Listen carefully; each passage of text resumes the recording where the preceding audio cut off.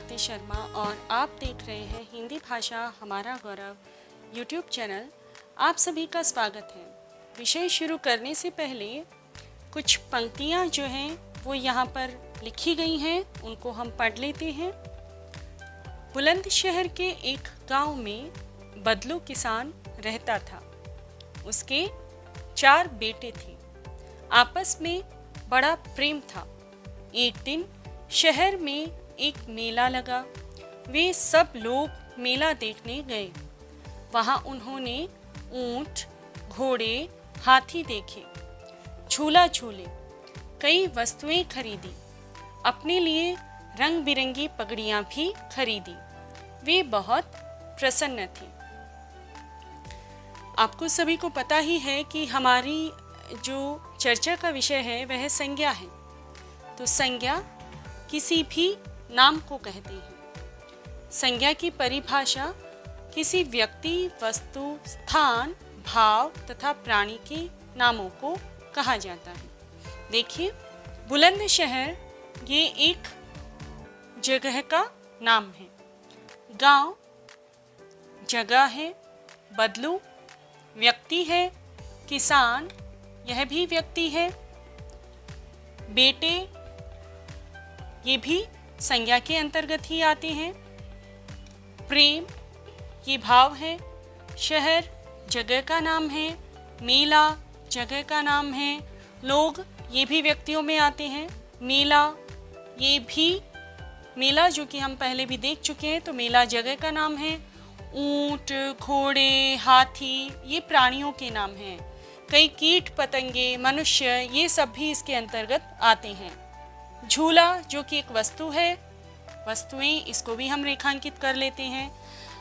पगड़ियाँ ये भी एक पहनने का परिधान है, वस्तु है जो कि सर पे पहनी जाती है। प्रसन्न तो ये भी एक भाव है। संज्ञा किसी भी व्यक्ति, वस्तु, स्थान, प्राणी अथवा भाव के नाम को कहा जाता है। तो हमने यहाँ समझा कि अलग अलग नाम हमने यहाँ पर लिखे। बुलंदशहर, गांव, बदलू, किसान, बेटे, प्रेम, शहर, मेला, लोग, ऊंट, घोड़े, हाथी, वस्तुएं, पगड़ियाँ, झूला, प्रसन्न। ये तो हमने उदाहरणों के तौर पर समझा, परंतु संज्ञा को वर्गीकृत किया गया है। संज्ञा के भेद होते हैं, उसको समझते हैं, उसकी परिभाषा लिखकर, देखकर समझते हैं। तो चलिए देखते हैं।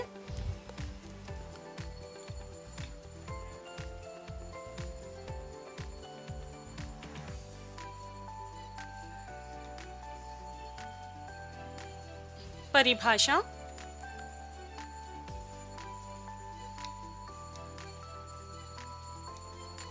किसी भी व्यक्ति,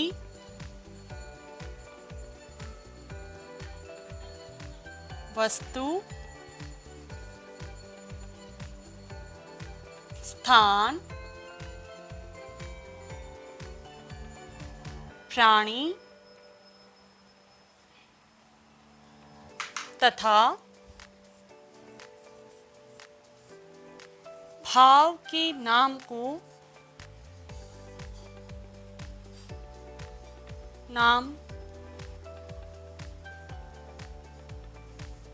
संज्ञा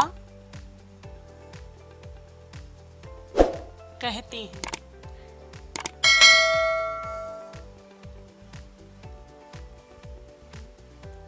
परिभाषा ये है कि किसी भी व्यक्ति, वस्तु, स्थान, प्राणी तथा भाव के नाम को संज्ञा कहते हैं।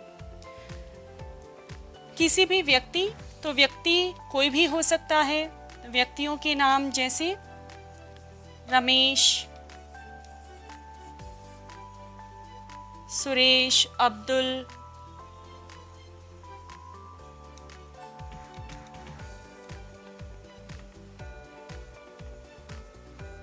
सीता,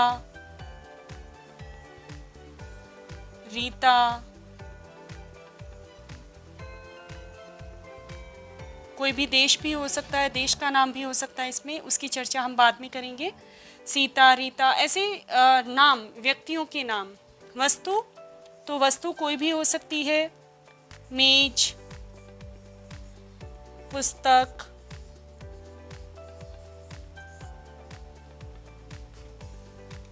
गिलास, थाली, कलम आदि आदि। फिर स्थान, तो स्थान, मेला, शहर, गांव, घर आदि। प्राणी, तो मनुष्य, जानवर,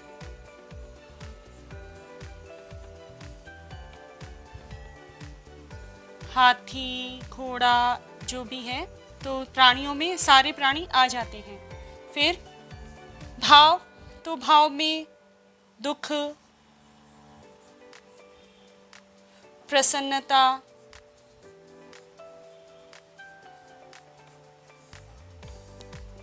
प्रेम या स्नेह, प्रेम, नफरत, घृणा, तो ये सारे भाव। अवस्था भी आती है इसमें, बुढ़ापा, बचपन,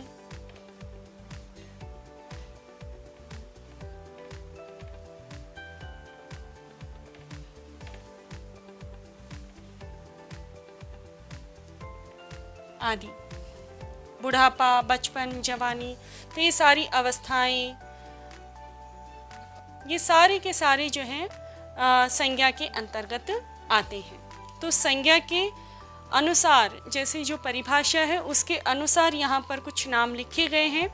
अब संज्ञा को 3 भागों में विभाजित किया गया है। तो ये 3 भाग कौन से हैं उसको हम देख लेते हैं। तो संज्ञा को 3 भागों में वर्गीकृत किया गया है। ऐसे तो संज्ञा को 5 भागों में वर्गीकृत किया गया है, लेकिन वो उसका एक अपना दायरा है कि वो 5 भाग कौन से हैं। तो देखिए, जानते हैं हम लोग संज्ञा के कितने भाग हैं, कितने भागों में वर्गीकृत है, कितने भेद हैं। तो संज्ञा के भेद जानते हैं। तो संज्ञा के भेद हैं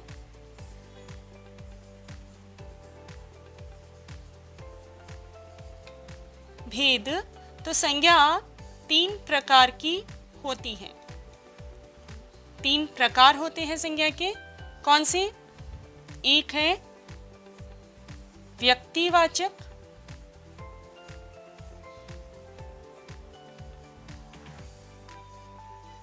संज्ञा, फिर दूसरा है जातिवाचक संज्ञा,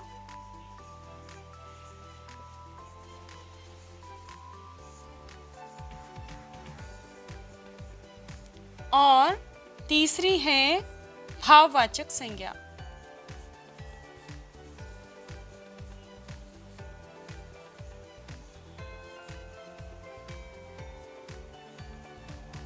पहली संज्ञा व्यक्तिवाचक, दूसरी है जातिवाचक तथा तीसरी है भाववाचक संज्ञा।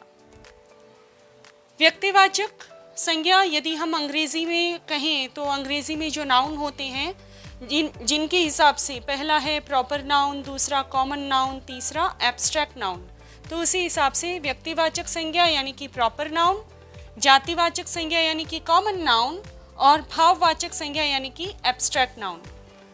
तो अभी देखिए कि जो जातिवाचक संज्ञा है उसको भी फिर उसके भी 2 अपने भेद हैं।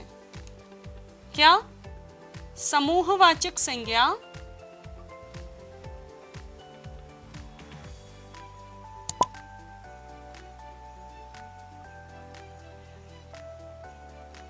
समूहवाचक संज्ञा और द्रव्यवाचक संज्ञा।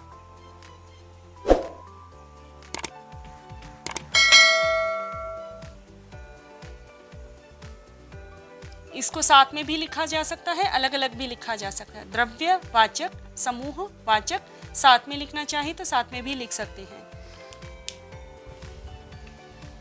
तो अभी इनके जो हमने इनके भेदों को जाना कि संज्ञा के कितने भेद हैं, तो संज्ञा के 3 भेद हैं, व्यक्तिवाचक, जातिवाचक तथा भाववाचक। पहले 5 भेद हुआ करते थे, फिर बाद में समूहवाचक और द्रव्यवाचक को जातिवाचक का ही भेद मान लिया गया। तो अभी संज्ञा के कितने भेद हैं? 3 प्रकार की संज्ञा होती है, व्यक्तिवाचक, जातिवाचक तथा भाववाचक। जातिवाचक संज्ञा के अंतर्गत ही समूहवाचक या समुदायवाचक संज्ञा को रखा जाता है तथा द्रव्यवाचक संज्ञा को रखा जाता है। तो अब व्यक्तिवाचक संज्ञा के बारे में हम लोग जान लेते हैं कि व्यक्तिवाचक संज्ञा किसे कहते हैं। तो व्यक्तिवाचक संज्ञा के अंतर्गत प्रॉपर नाम आते हैं, यानी कि विशेषतः जो विशेष व्यक्ति को बताते हो, विशेष वस्तु को बताते हो, विशेष शहर के बारे में या विशेष जिसके बारे में बताया जाता है वह संज्ञा व्यक्तिवाचक संज्ञा के अंतर्गत आती है। कैसे? तो देखिए, व्यक्तिवाचक संज्ञा के अंतर्गत रमेश, सुरेश किसी का नाम आ सकता है, किसी भी व्यक्ति का नाम आ सकता है। तो जैसे किसी भी व्यक्ति का नाम ले सकते हैं हम। समझ लीजिए हमने सुरेश यहाँ पर नाम लिखा, तो ये व्यक्तिवाचक संज्ञा है। फिर हमने किसी स्त्री का नाम लिख दिया, तो हमने लिख दिया सीमा, ये एक व्यक्तिवाचक संज्ञा है।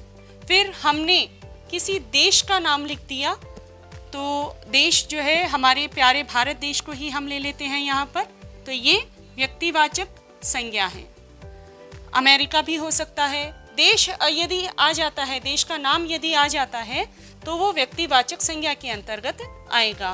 तो फिर देख लीजिए, फिर उसके बाद में हमने जैसे रामायण यहाँ पर लिखा, तो रामायण एक पुस्तक का नाम है जो कि पवित्र ग्रंथ है। रामायण एक पवित्र ग्रंथ का नाम है, एक पुस्तक का नाम है। तो रामायण यहाँ पर प्रॉपर नाउन हुआ, व्यक्तिवाचक संज्ञा हुई। यहाँ पर आगे हम कुरान भी ले सकते हैं, बाइबल भी ले सकते हैं, तो वो व्यक्तिवाचक संज्ञा के अंतर्गत आएगा। फिर उसके बाद में देखिए, जैसे हमने यहाँ पर लिखा कामधेनु, तो कामधेनु एक गाय का नाम है, नाम हो गया, नाम आ गया है ना, तो ये व्यक्तिवाचक संज्ञा के अंतर्गत आएगा। वे सारे नाम जो किसी एक विशेष व्यक्ति को बताते हो, किसी विशेष वस्तु की तरफ इशारा करते हो, किसी विशेष स्थान को बताते हो, किसी विशेष प्राणी को बताते हो, तो वे व्यक्तिवाचक संज्ञा के अंतर्गत आएंगे। आगे, तो जातिवाचक संज्ञा वे संज्ञा शब्द होते हैं, वे नाम होते हैं जो किसी विशेष की ओर तो इशारा नहीं करते, परंतु उसकी जाति का बोध कराते हैं। कैसे? जैसे हमने यहाँ पहले लिखा था रमेश, सीता, रीता, हाँ, हमने यहाँ पे ऐसे लिखा था सीता। अभी हम यहाँ पर क्या लिख रहे हैं? लड़का। तो लड़का कोई भी हो सकता है। तो लड़का शब्द लड़के की जाति की तरफ, यानी कि लड़का शब्द जो है वो जाति की तरफ इशारा कर रहा है। लड़का कोई भी हो सकता है, लड़की,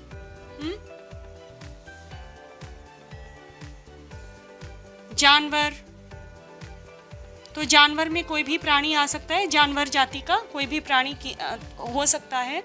और जैसे पुस्तक, तो पुस्तक कोई भी हो सकती है, गणित, विज्ञान, कोई भी पुस्तक हो सकती है।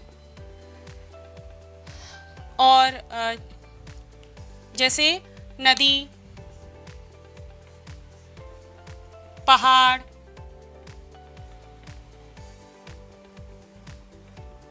झरना, कोई भी, यदि किसी का नाम नहीं दिया गया है, यदि वो किसी विशेष व्यक्ति की ओर इशारा नहीं कर रहे हैं, किसी विशेष वस्तु की ओर इशारा नहीं कर रहे हैं, तो वे शब्द जातिवाचक संज्ञा के अंतर्गत आएंगे। अब आगे देखिए, हमने पढ़ा कि भाववाचक संज्ञा के अंतर्गत अवस्था, भाव, गुण, मन के गुण जो भी हैं, जैसे ईमानदारी, चालाकी, होशियारी, तो भाववाचक संज्ञा के अंतर्गत अवस्था, भाव, प्रेम, करुणा, दशा, ये सब आते हैं। तो कौन से शब्द हुए इसमें? प्रसन्नता,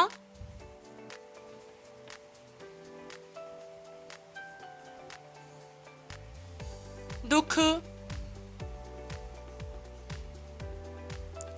होशियारी,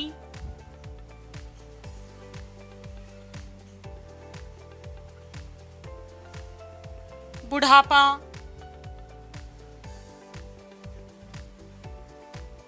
जवानी, बचपन। हाँ, ये सारे के सारे जो कि हमें दिखाई नहीं देते हैं परंतु इनको हम महसूस कर सकते हैं, ऐसे शब्द, संज्ञा शब्द भाववाचक संज्ञा के अंतर्गत आते हैं। तो व्यक्तिवाचक संज्ञा जो कि प्रॉपर नाउन है, जातिवाचक संज्ञा जो कि कॉमन नाउन है, यानी कि जो एक जाति की ओर इशारा करता है, जाति का बोध कराता है। भाववाचक संज्ञा जिसको हम महसूस करते हैं, वे सारे शब्द भाववाचक संज्ञा के अंतर्गत आते हैं। अब जातिवाचक संज्ञा के अंतर्गत वे सारे नाम होते हैं जो कि किसी जाति का बोध कराते हों, ऐसे नाम जो किसी जाति का बोध कराते हों। भाववाचक संज्ञा यानी कि भाव को महसूस किया जाता है, जिस अवस्था को महसूस किया जाए, जिस गुण को महसूस किया जाए, जिस भाव को महसूस किया जाए, वे सारे नाम संज्ञा शब्द भाववाचक संज्ञा के अंतर्गत आते हैं। अब जातिवाचक संज्ञा के अंतर्गत ही हमने पढ़ा कि जातिवाचक संज्ञा के अंतर्गत ही समूहवाचक और द्रव्यवाचक संज्ञा शब्दों को रखा जाता है। तो समूहवाचक मतलब समूह मतलब ग्रुप। तो समूहवाचक संज्ञा शब्द जो कि ग्रुप की ओर इशारा करते हों, जो एक समूह की ओर इशारा करते हों, जैसे भीड़ हो गया, सेना, कक्षा, विद्यालय। तो विद्यालय में कक्षाएं होती हैं। तो विद्यालय को भी हम समूहवाचक संज्ञा में ले सकते हैं। कोई संस्था हो गई। तो इस तरह से समूहवाचक संज्ञा के अंतर्गत ये सारे शब्द आते हैं जिसमें ग्रुप से रिलेटेड यानी कि ग्रुप से जुड़े हुए कोई शब्द हो, जो कि संज्ञा शब्द हो, नाम हो। द्रव्यवाचक संज्ञा क्या है? तो द्रव्यवाचक संज्ञा वे संज्ञाएं हैं जिसमें तरल पदार्थ आए, यानी कि लिक्विड। तो वो हो सकता है तेल, हो सकता है यहाँ पर तेल, पानी, मटेरियल कोई आ सकता है जैसे सोना, चांदी, तांबा, पीतल। ऐसे संज्ञा शब्द आते हैं जो कि धातु का बोध कराएं, जो कि लिक्विड का, तरल पदार्थ का, द्रव। तो ऐसे शब्द द्रव्यवाचक संज्ञा के अंतर्गत आते हैं। अब कई बार ऐसा होता है कि जातिवाचक संज्ञा व्यक्तिवाचक का बोध कराती है और व्यक्तिवाचक संज्ञा जातिवाचक का बोध कराती है, ऐसा भी होता है। तो वो ऐसे उदाहरण हम लोग देखेंगे कि ऐसा कब होता है। इसके उदाहरण देखिए आप लोग कि जातिवाचक संज्ञा व्यक्तिवाचक का बोध कराती है। तो व्यक्तिवाचक का बोध कब कराती है? देखिए, शास्त्री जी पढ़ने में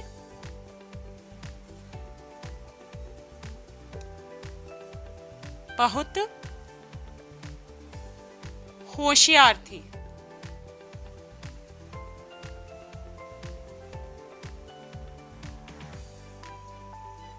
शास्त्री जी पढ़ने में बहुत होशियार थे। तो शास्त्री शब्द उपाधि है, एक उपाधि है, यानी कि अगर किसी ने डिग्री ली हुई होती है तो शास्त्री शब्द उसके लिए यूज़ किया जाता है, उसके लिए प्रयोग में लाया जाता है। तो यहाँ पर शास्त्री जी का मतलब लाल बहादुर शास्त्री है।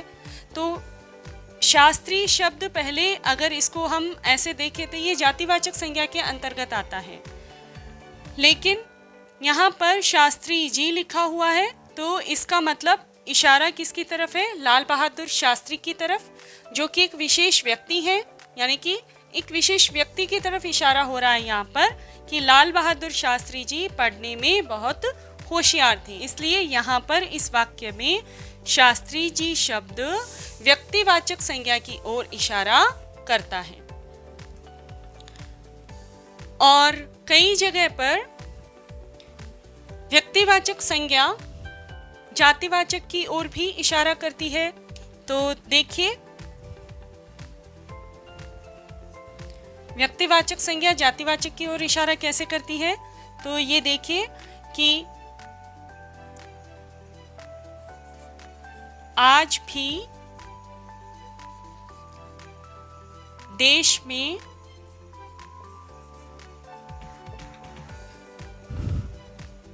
श्रवण कुमार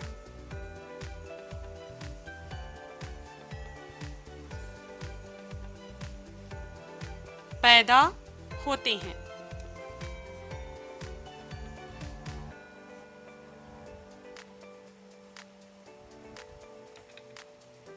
आज भी देश में श्रवण कुमार पैदा होते हैं। श्रवण कुमार एक ऐसे व्यक्ति का नाम था जो कि मातृपितृ भक्त था, तो इसलिए श्रवण कुमार का मतलब यहाँ पर उस व्यक्ति से नहीं है, परंतु यहाँ पर श्रवण कुमार का मतलब ऐसे बालकों से है, ऐसे व्यक्तियों से है जो कि मातृ पितृभक्त हैं। तो ये एक जाति विशेष का बोध करा रहे हैं। ऐसे भी कई लोग हैं जो कि श्रवण कुमार के जैसे हैं। तो यहाँ पर ये व्यक्तिवाचक संज्ञा व्यक्तिवाचक ना होकर जातिवाचक संज्ञा का बोध कराती है। और भी उसके कई उदाहरण हैं। तो देखिए, ये जातिवाचक संज्ञा है परंतु व्यक्तिवाचक का बोध करा रही है। ये व्यक्तिवाचक संज्ञा है परंतु जातिवाचक का बोध करा रहे हैं। और देखिए, आजकल हर शहर में रावण हैं। तो रावण आजकल हर शहर में रावण हैं। तो रावण यहाँ पर किसी एक विशेष व्यक्ति की तरफ नहीं इशारा कर रहे हैं यहाँ पे कि आजकल हर शहर में रावण है। तो रावण एक विशेष व्यक्ति की तरफ इशारा ना होकर रावण शब्द का एक जाति विशेष का, जो कि अत्याचारी है, अन्यायी है, तो एक ऐसे व्यक्तियों की तरफ जो कि अत्याचार करना पसंद करते हैं, उनकी तरफ इशारा है। तो ये जातिवाचक संज्ञा की तरफ आएगा। और जैसे आप तो बड़े हरिश्चंद्र बनते हैं, तो हरिश्चंद्र, राजा हरिश्चंद्र जो थे वो सत्यवादी थे।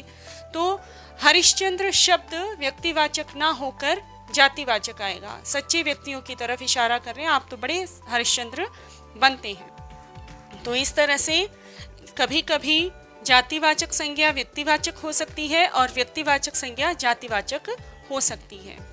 ऐसे ही भाववाचक संज्ञाएं बनती हैं। तो भाववाचक संज्ञाएं कौन से शब्दों से बन सकती है उसको एक बार देख लेते हैं कि भाववाचक संज्ञा जातिवाचक संज्ञा से भी बनती है, सर्वनाम से भी बनती है, विशेषण से भी बनती है, क्रिया से भी बनती है और अव्यय से भी बनती है।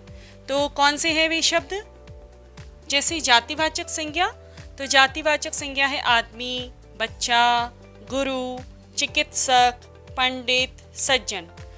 तो आदमी शब्द से आदमियत भाववाचक संज्ञा है, बच्चा से बचपन, गुरु से गुरुत्व, चिकित्सा से चिकित्सक से चिकित्सा, पंडित से पांडित्य तथा सज्जन से सज्जनता। तो इस तरह से कई और जातिवाचक संज्ञाएं हो सकती हैं जिनसे कि भाववाचक संज्ञा का निर्माण हो, भाववाचक संज्ञा बने। ठीक वैसे ही सर्वनाम से, तो सर्वनाम से मम, अपना, निज, पराया, सर्व, स्व, ये सारे के सारे सर्वनामिक शब्द हैं। तो इनसे कैसे भाववाचक बनेगा? मम से ममत्व, अपना से अपनत्व, निज से निजत्व, पराया से परायापन, सर्व से सर्वस्व, स्व से स्वत्व। इस तरह से सार्वनामिक शब्दों से भी भाववाचक संज्ञा बनती है। ठीक वैसे ही विशेषण शब्दों को अगर हम लें तो विशेषण से अच्छा शब्द से अच्छाई, अजनबी से अजनबीपन, अन्यायी से अन्याय, अमर से अमरता, आलसी से आलस्य, उचित से औचित्य। तो इस तरह से विशेषण शब्दों से भाववाचक संज्ञा बनती है। ठीक वैसे ही अव्ययी शब्द ऊपर, ऊपरी, और क्रिया शब्द जैसे चिड़चिड़ा तो चिड़चिड़ाहट, गड़गड़ाना तो गड़गड़ाहट, पढ़, पढ़ाई। इस तरह से जो है क्रिया शब्दों से भी भाववाचक संज्ञाएं बनती हैं। तो आप लोगों ने आज जाना कि संज्ञा किसे कहते हैं, संज्ञा के भेदों को समझा, भाववाचक संज्ञा के बारे में जाना कि भाववाचक संज्ञा कौन से शब्दों से बन सकती है, जातिवाचक संज्ञा कब व्यक्तिवाचक का रूप ले लेती है और व्यक्तिवाचक संज्ञा कब जातिवाचक का रूप ले लेती है। तो इस तरह से मेरा ये छोटा सा प्रयास था। आशा है आप सभी को समझ में आया होगा। यदि आपको समझ में आए तो लाइक करें, शेयर करें, और जिन्होंने अभी तक मेरे चैनल को सब्सक्राइब नहीं किया है सब्सक्राइब करें। धन्यवाद।